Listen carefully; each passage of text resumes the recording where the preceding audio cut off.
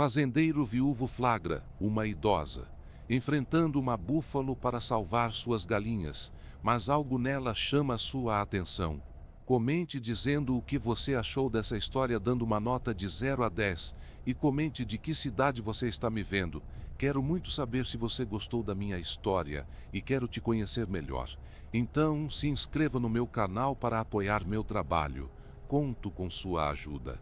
A geada tinha caído sobre o Vale do Cruzeiro naquela manhã de julho como um castigo mudo. O chão estava branco, duro, e o ar cortava a pele que nem vidro moído.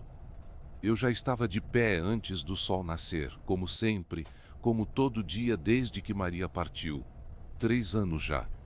3 anos de acordar sozinho, de fazer café para de conversar com o silêncio. A gente se acostuma com muita coisa nessa vida, mas tem dor que não vira costume, só vira companhia. Sou Lucas Ferreira, tenho 52 anos e uma fazenda que herdei do meu pai. Terra boa, cerca em dia, gado que pasta sem pressa. Não falta nada, mas também não sobra. A vida aqui é assim, meio vazia, meio cheia, depende do lado que a gente resolve olhar. Eu já tinha escolhido o meu lado faz tempo, tinha largado tudo. A delegacia, a cidade, as promessas de justiça que ninguém cumpre, e voltado para o campo. Aqui, pelo menos, a terra não mente. Ela dá ou ela tira, mas nunca engana. Estava ajustando a sela no canela, meu cavalo baio, quando vi, lá longe, no meio do campo coberto de gelo, uma figura pequena, magra, de cabelos brancos soltos ao vento, braços abertos, parada. E na frente dela, bufando fumaça pelas ventas, um búfalo enorme, quase 1 tonelada de músculo e mau humor. Na mão da mulher, um galho fino, nos pés, botas encharcadas, e nas costas, o cacarejo desesperado de galinhas que ela protegia com o próprio corpo. Meu coração deu um pulo seco no peito. Eu esperava ver medo, vi outra coisa, vi teimosia, vi alguém que já tinha decidido morrer antes de recuar. Montei no canela e disparei. O campo estava escorregadio. A geada fazia o chão trair os cascos, mas o cavalo conhecia aquela terra melhor que eu. A mulher nem olhou para trás. Continuou ali plantada, encarando o bicho como se fosse do mesmo tamanho que ele. Quando cheguei perto, gritei, bati palma, joguei o chapéu no chão. O búfalo se assustou, deu meia volta e saiu trotando pesado para o outro lado do pasto. A mulher abaixou os braços devagar.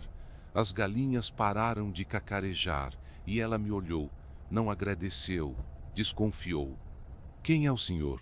Perguntou a voz rouca, cansada. Lucas, moro ali. Apontei para minha casa, lá longe, do outro lado da cerca. Ela apertou os olhos, como se estivesse medindo cada palavra minha, procurando mentira onde não tinha. Não pedi ajuda, disse e virou as costas. Fiquei ali, parado, vendo ela se afastar com as galinhas debaixo do braço, as botas afundando na geada. Tinha algo naquela mulher que eu reconhecia. A dureza de quem aprendeu a sobreviver sozinho, a desconfiança de quem já foi traído demais para acreditar em bondade gratuita. Era como olhar num espelho que eu tinha evitado por anos. Voltei para casa com aquela imagem grudada na cabeça. A mulher, o búfalo, o galho fino na mão dela. Durante o dia tentei me concentrar no trabalho, consertei a cerca dos fundos, ajustei a bomba do poço, organizei a ração do gado, mas a cabeça voltava sempre para o mesmo lugar. Quem era ela? O que fazia sozinha naquele campo? E por que diabos tinha arriscado a vida por meia dúzia de galinhas? No dia seguinte a vi de novo, dessa vez de longe. Ela estava na beira de um riacho congelado, lavando roupa numa bacia de alumínio velha. A casa onde morava ficava no limite da fazenda vizinha, a propriedade de Patrick Drummond. Só de pensar naquele nome, meu estômago revirou. Patrick era o fazendeiro mais rico da região. Voz grossa, sorriso que nunca chegava nos olhos, jeito de quem tratava a gente como peça de tabuleiro. Ele tinha o dom de fazer crueldade parecer cuidado. Dizia que era pelo bem de todos, que ordem precisava de pulso firme, que o mundo era duro e só os fortes mereciam sobreviver. Eu conhecia o tipo, tinha visto muitos assim quando era delegado. E tinha sido Patrick quem tinha me tirado do cargo, fazia 8 anos. Eu estava investigando um esquema de grilagem de terras na região. Pequenos agricultores perdendo tudo da noite para o dia, documentos sumindo, ameaças, gente expulsa da própria casa. Eu estava perto de fechar o cerco. Tinha provas, tinha nomes, tinha datas, mas Patrick tinha conexões, políticos, juízes, gente grande. Ele solapou a investigação por baixo, enterrou as provas e me tirou do caminho.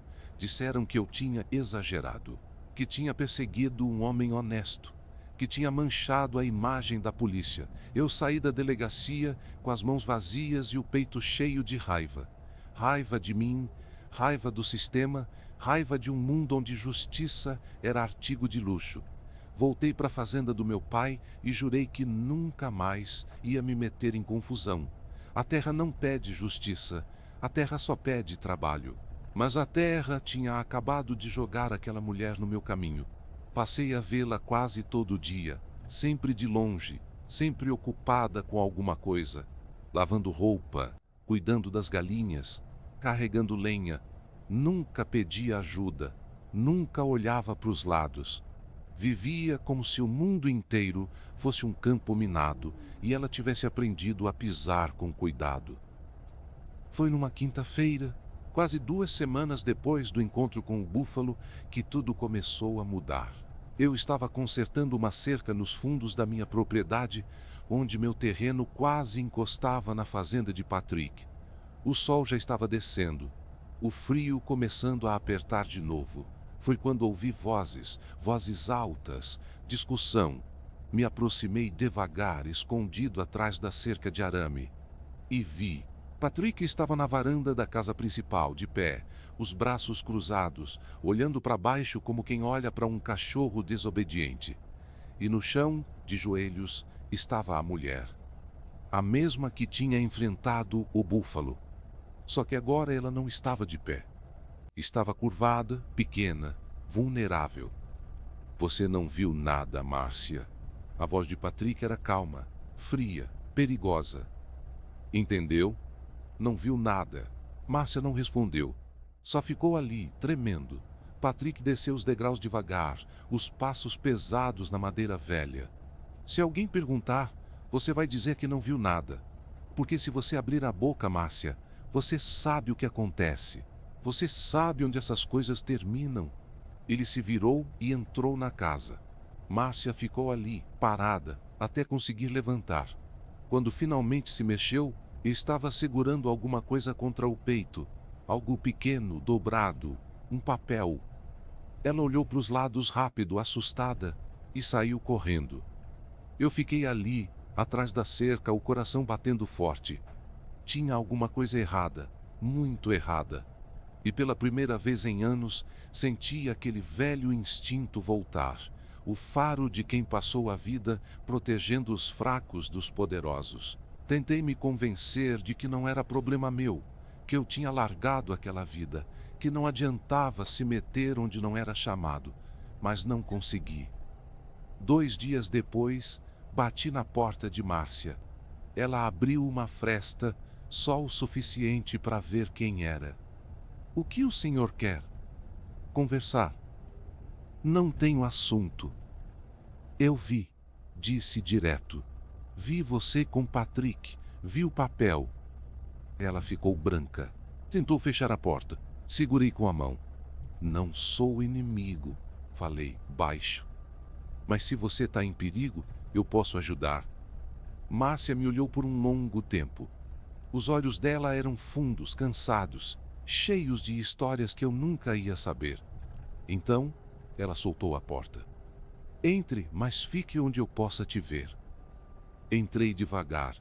A casa era simples, limpa, pobre, mas organizada.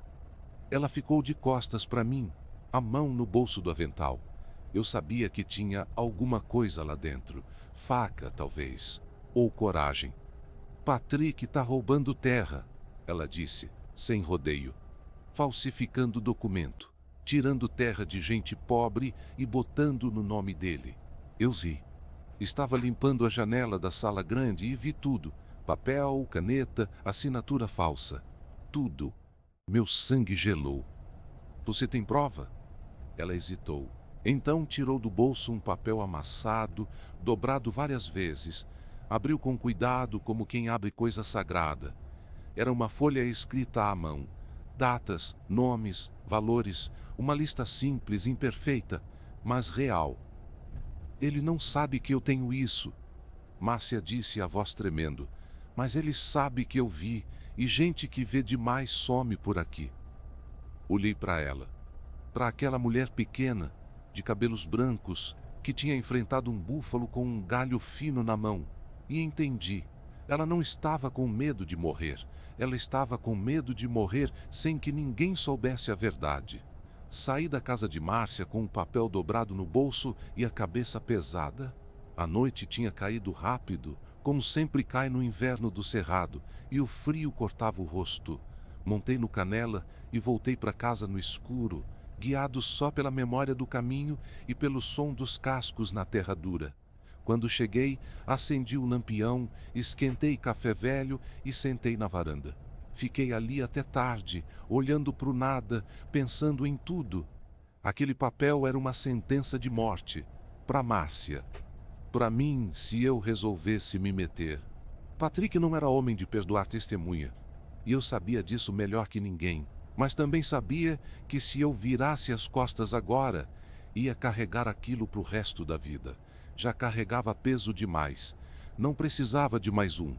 Nos dias seguintes, fiquei de olho.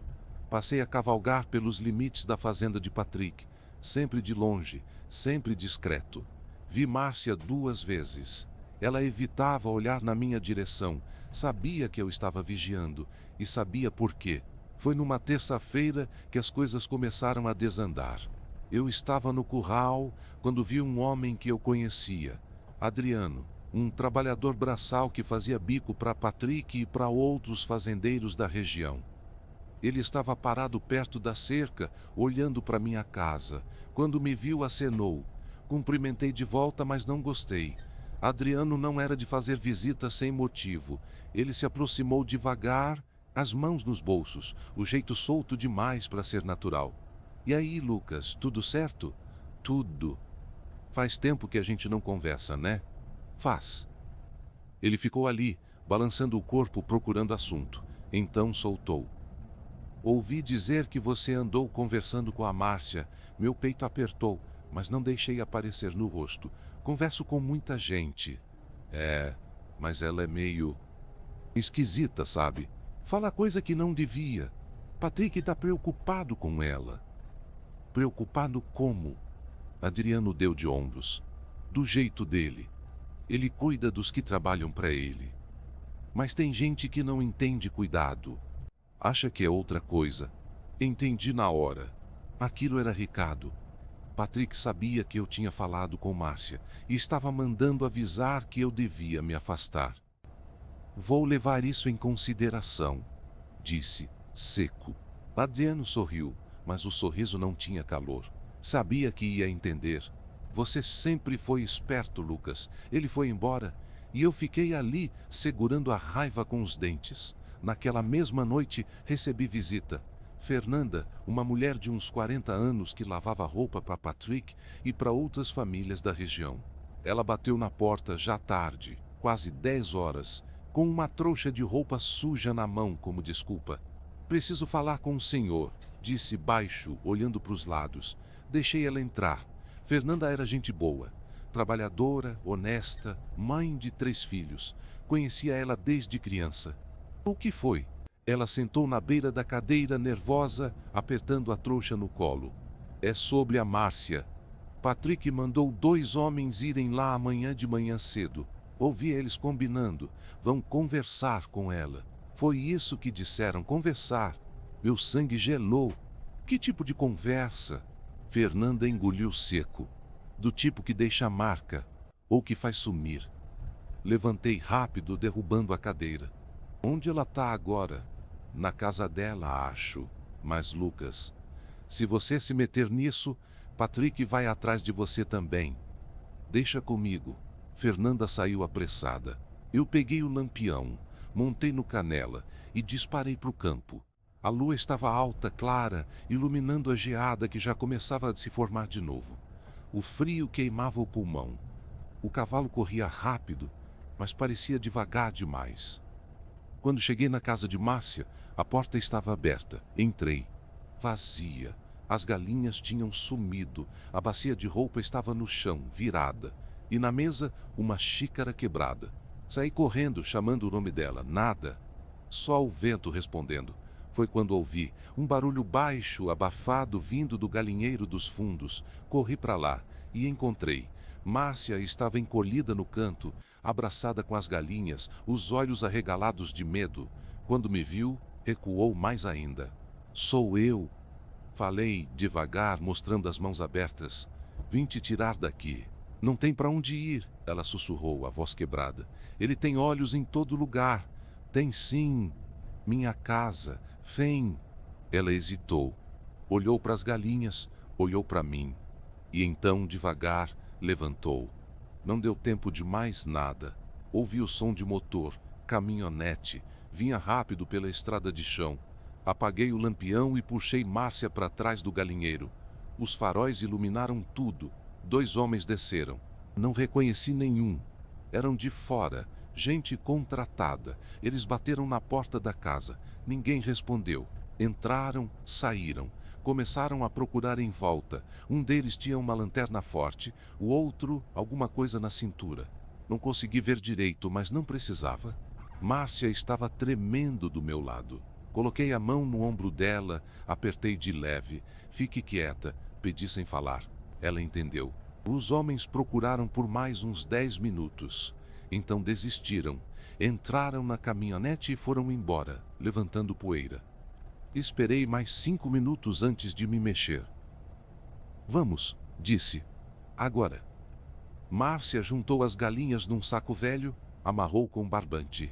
Montei no Canela, puxei ela para cima, na garupa, ela segurou na minha cintura com força, as galinhas presas entre nós. E saímos dali no escuro, cortando o caminho pelo meio do pasto, longe da estrada. Quando chegamos na minha fazenda, o dia já estava quase clareando. A geada cobria tudo de novo, branca, brilhante, bonita, de um jeito cruel. Levei Márcia para o galpão dos fundos, um lugar que eu usava para guardar ferramentas e ração. Forrei o chão com lona e palha, acendi um fogareiro velho, esquentei sopa de feijão que tinha sobrado do almoço. Ela comeu devagar, sem olhar para mim. As galinhas ciscavam no canto, inquietas. Quando terminou, limpou a boca com as costas da mão. Por que está fazendo isso? Perguntou. Porque é o certo. Certo não paga conta, não salva ninguém. Às vezes salva. Ela me olhou por um longo tempo. Então tirou o casaco velho que usava, todo remendado, e estendeu para mim. Tá com frio, disse. Você tá mais. Fui até a casa, peguei um casaco que tinha sido da Maria. Cheiro de naftalina, cor desbotada, mas quente. Voltei e entreguei para Márcia. Ela olhou para aquele casaco como se fosse ouro. Não disse nada, mas vestiu. E naquele silêncio gelado, com a sopa esfriando e as galinhas se acomodando para dormir, a gente fez um acordo sem palavras. Ela ia confiar em mim, e eu não ia deixar ela morrer. Márcia ficou escondida no galpão por 3 dias. Eu levava comida 2 vezes por dia. Sempre cedo e sempre tarde, quando ninguém podia ver. Sopa, pão, café quente. Ela comia pouco. Falava menos ainda.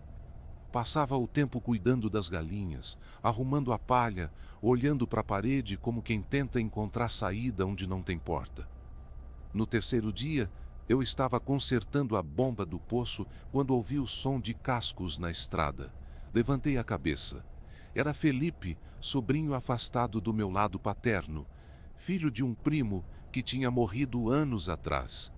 O menino tinha 20 e poucos anos, cara de quem nunca trabalhou direito na vida, sempre aparecia pedindo dinheiro emprestado e prometendo pagar na semana seguinte. Nunca pagava. Ele desceu do cavalo com aquele jeito solto demais, sorriso fácil, mão estendida. Tio Lucas, faz tempo, hein? Faz. Vim ver como o senhor tá. Sabe como é? Família precisa se visitar mais. Não acreditei numa palavra. Felipe nunca veio me visitar por bondade. Sempre tinha alguma coisa por trás. Tá precisando de dinheiro de novo? Perguntei direto. Ele riu, meio sem graça. Não, não. Dessa vez não. Só vim dar um oi mesmo. Ficou ali, olhando em volta, curioso demais. Os olhos dele passaram pela casa, pelo curral, e então pararam no galpão dos fundos. Senti o peito apertar. Tá mexendo no galpão? Perguntou. Organizando umas coisas. Posso dar uma olhada? Quem sabe te ajudo. Não precisa. Ele insistiu mais um pouco, mas eu cortei a conversa. Ofereci café, ele aceitou, ficou uns 20 minutos falando de nada. Quando foi embora, respirei fundo, mas a sensação ruim não passou. Naquela noite contei para Márcia. Acho que ele desconfiou de alguma coisa. Ela ficou pálida. Ele vai contar? Não sei, mas não vou arriscar. No dia seguinte, Felipe voltou. Dessa vez, com uma desculpa pior ainda. Disse que tinha esquecido o chapéu. Não tinha esquecido chapéu nenhum. Eu sabia, e ele sabia que eu sabia. Mas deixei passar, dei o chapéu que estava pendurado na varanda, que nem era dele, só para ele ir embora logo. 2 dias depois, Patrick apareceu. Não veio sozinho. Trouxe Adriano e mais um homem que eu não conhecia. Pararam na frente da casa, desceram da caminhonete devagar, com calma. Patrick tirou o chapéu, limpou o suor da testa e sorriu. Lucas, quanto tempo? Patrick, posso entrar? Prefiro conversar aqui fora. Ele deu de ombros como se não fizesse diferença.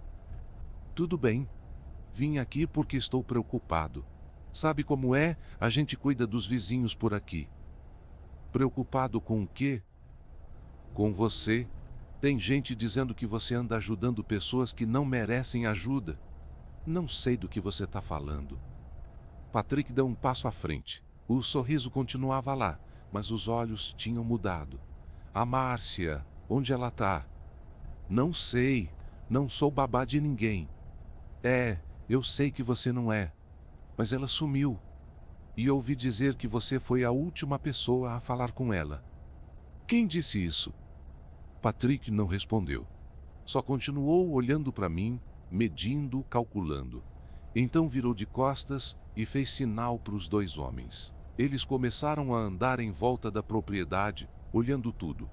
Meu sangue ferveu, mas não me mexi.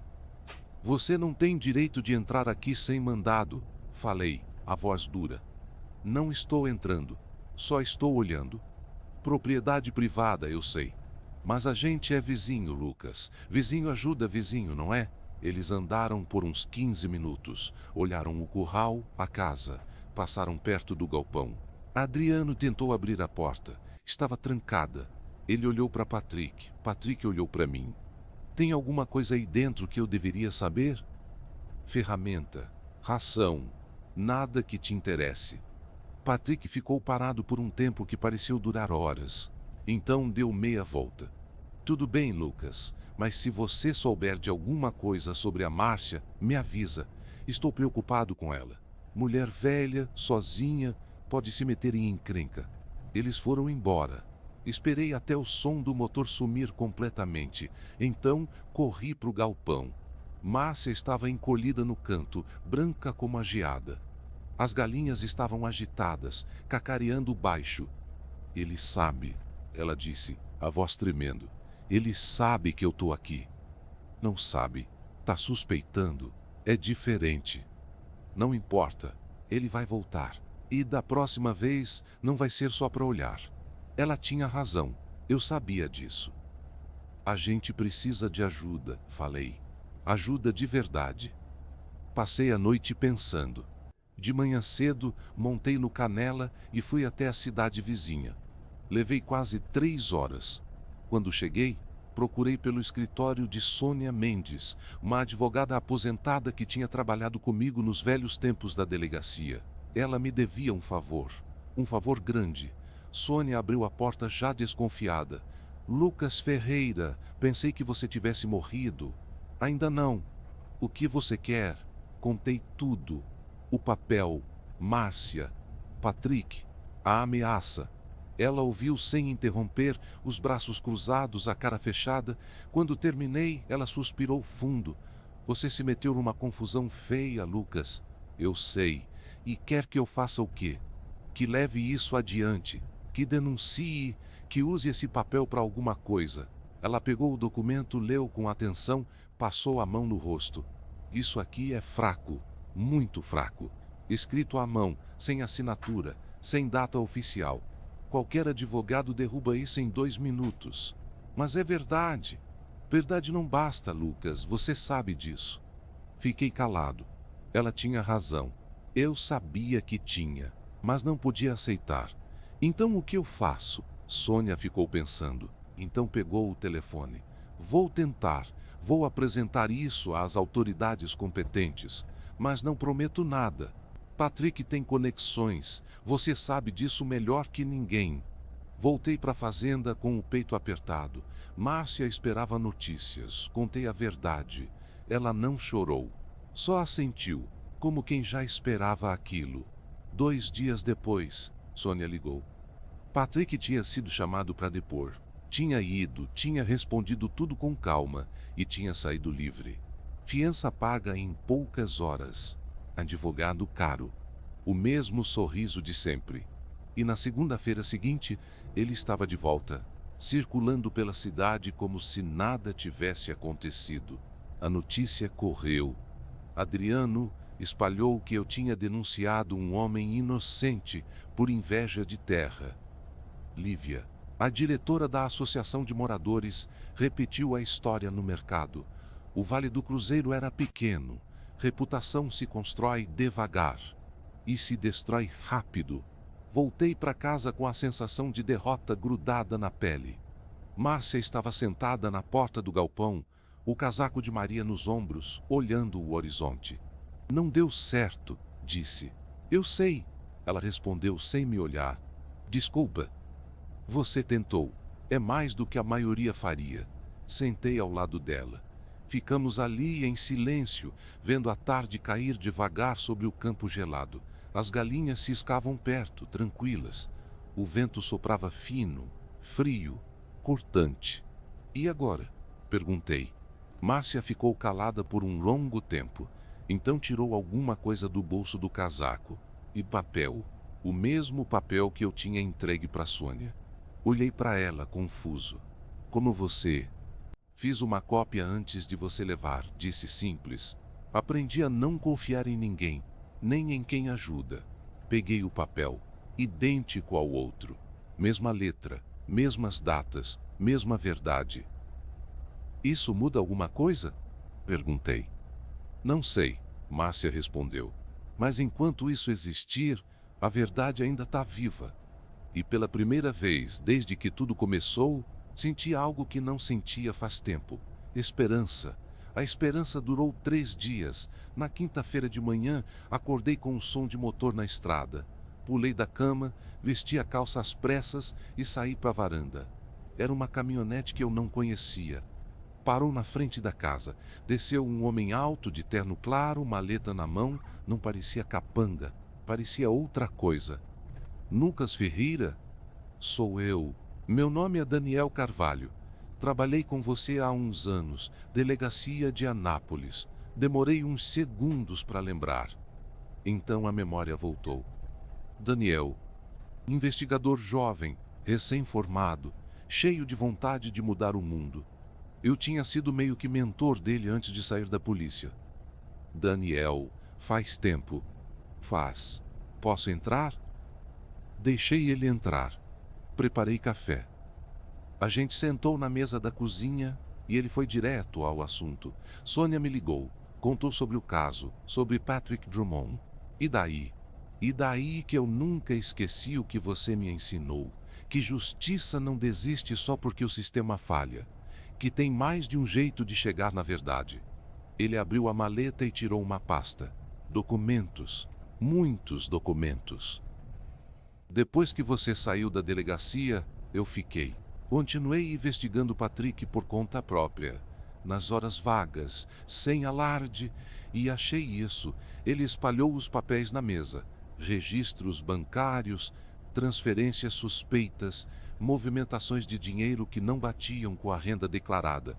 Tudo obtido de forma legal, através de um processo que já estava aberto em outra comarca, longe do alcance das conexões de Patrick.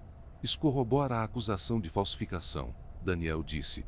Com o documento que a Márcia tem, mais esses registros, a gente consegue montar um caso sólido, fora do alcance das influências locais. Olhei para os papéis, para o rosto de Daniel e senti o peito apertar de um jeito diferente. Não era medo, era outra coisa. Era a sensação de que talvez, só talvez, a coisa certa pudesse vencer. O que você precisa de mim? Do documento original. E da Márcia. Ela vai precisar testemunhar. Respirei fundo. Vou falar com ela. Márcia estava no galpão, como sempre. Quando contei sobre Daniel, sobre os documentos, sobre a chance real de derrubar Patrick, ela ficou em silêncio por um longo tempo. Ele vai me matar antes de eu chegar no tribunal, disse, a voz baixa. Não vai. Daniel garante proteção. E Sônia vai articular tudo direitinho, fora da jurisdição de Patrick. Ela olhou para as galinhas, para o casaco de Maria que não tirava mais, para o chão de palha onde tinha dormido tantas noites. Eu tô cansada, Lucas. Cansada de correr, cansada de ter medo. Eu sei, mas se a gente não fizer nada... Patrick continua. E outras pessoas vão sofrer o que você sofreu. Ela fechou os olhos. E então, assentiu. No dia seguinte, Daniel voltou com Sônia. A gente sentou na mesa, revisou cada detalhe, montou a estratégia. Márcia entregou o papel. Sônia fez cópias autenticadas. Daniel garantiu que o processo seria encaminhado para a instância superior, longe das mãos de Patrick. Levou 2 semanas. 2 semanas de tensão, de espera, de olhar para a estrada esperando ver Patrick aparecer a qualquer momento. Mas ele não apareceu. Ficou quieto. Quieto demais. Então veio a convocação. Patrick foi chamado de novo. Dessa vez, não teve fiança fácil. Não teve sorriso. Não teve saída rápida. Os registros bancários batiam com as datas do documento de Márcia. As testemunhas começaram a aparecer. Gente que Patrick tinha passado por cima. Gente que tinha perdido terra. Gente que tinha ficado calada por medo, mas que agora via chance de justiça. A sentença saiu numa sexta-feira de manhã. Patrick Drummond foi condenado.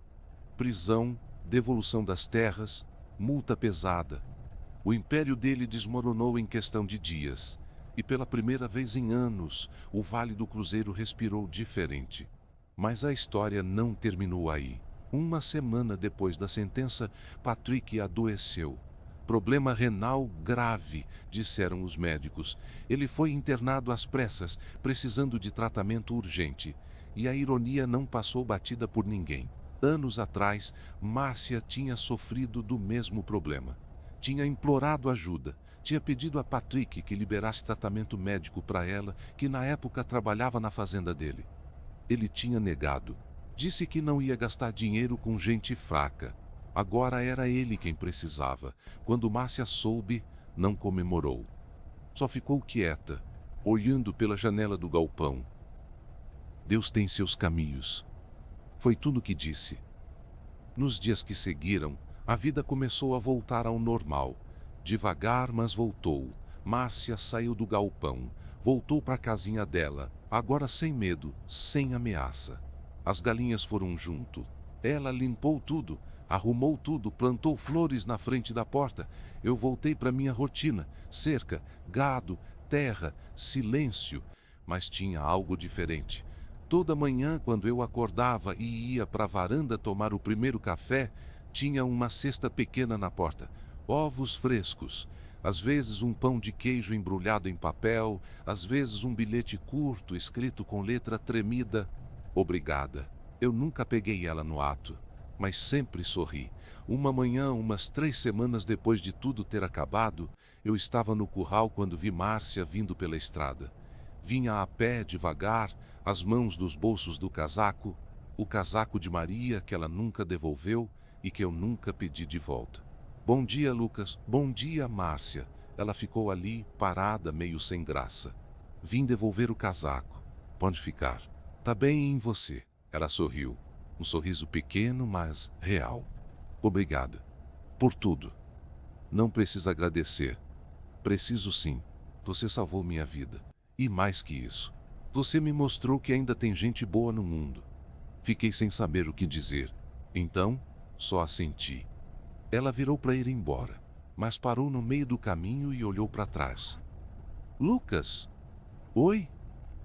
Você não tá tão sozinho quanto pensa." E foi embora. Fiquei ali, parado, vendo ela sumir pela estrada de chão. O sol estava subindo, clareando o campo. A geada tinha sumido. O inverno estava acabando. E pela primeira vez em 3 anos, desde que Maria partiu, eu senti algo que tinha esquecido como se sentia.